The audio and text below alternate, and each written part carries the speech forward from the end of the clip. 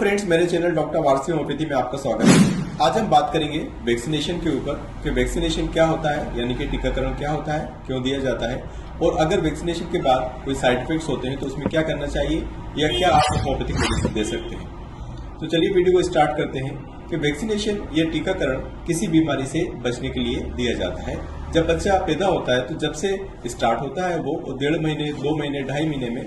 हर एक time duration के बाद, एक फिक्स टाइम ड्यूरेशन के बाद कुछ वैक्सीन दिए जाते हैं। एक उसका पूरा प्रॉपर शेड्यूल है। अब उस शेड्यूल के अकॉर्डिंग बच्चे को वैक्सीन दिए जाते हैं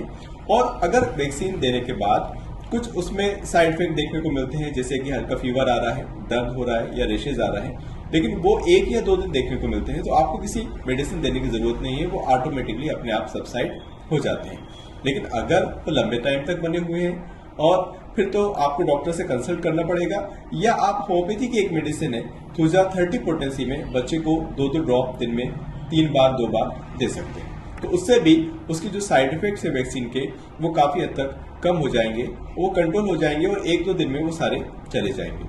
अगर एडल्ट के केस में वैक्सीनेशन के बाद प्रॉब्लम होती है, जैसे कि आजकल देखने को मिल रहा है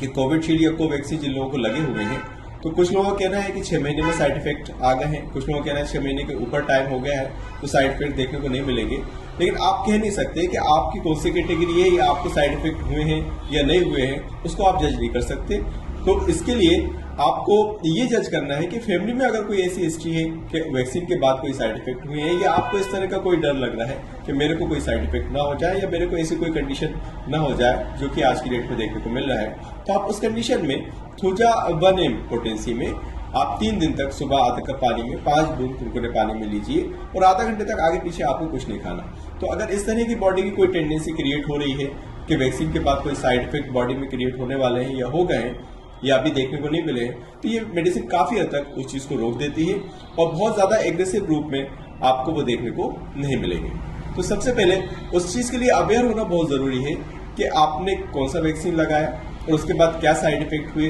बच्चे को कौन सा वैक्सीन दिया गया, किस डिजीज के लिए था और उससे क्या क्या साइड इफेक्ट होते हैं और कौन कौन से नॉमिनल से होते हैं जो बहुत ज्यादा काउंटेबल नहीं है, उसके लिए बहुत ज्यादा कोई मेडिसिन देने की जरूरत नहीं। तो आप जब भी बच्चे या बड़े के लिए जाते हैं वैक्सीन के लिए तो एक बार डॉक्टर से पूछें कि ये वैक्सीन किस किस बीमारी के लिए दिया जाता है, इससे नॉमिनल से साइड इफेक्ट क्या है और अगर 2 या 3-4 दिन में कोई साइड इफेक्ट लंबे टाइम तक बने रहते हैं तो मेरे को क्या करना है। साथ ही एक दफा मैंने आपको बताई दी है कि अगर कोई साइड इफेक्ट ऐसे होते हैं तो आप ये मेडिसिन दे सकते हैं।